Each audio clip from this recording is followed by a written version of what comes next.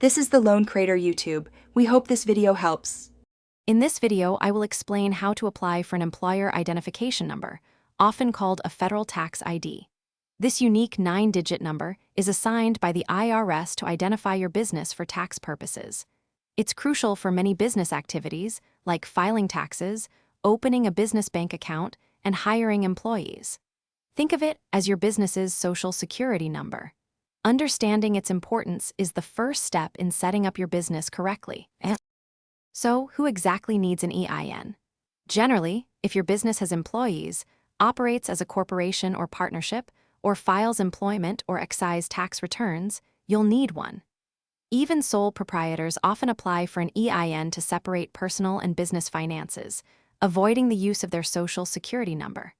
If you're starting a multi-member LLC or changing your business's legal structure, a new EIN is usually necessary. It's a key identifier for many business types.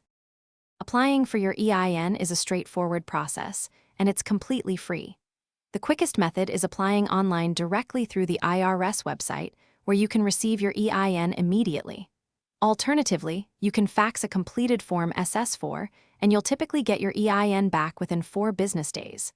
If you prefer, mailing Form SS4 is also an option, though this method usually takes about 4 weeks to process. Remember, the responsible party must have a valid social security number or taxpayer identification number. Once you've applied, what's next? If you applied online, save or print your EIN confirmation letter immediately. It's crucial to keep this document, Form CP 575, safe for your business records. Always double-check all information before submitting to avoid any frustrating delays.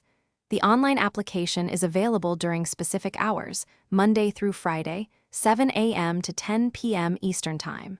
Also, be aware that the IRS limits EIN issuance to 1 per responsible party per day when applying online. Thanks for watching. Consider subscribing if we helped you.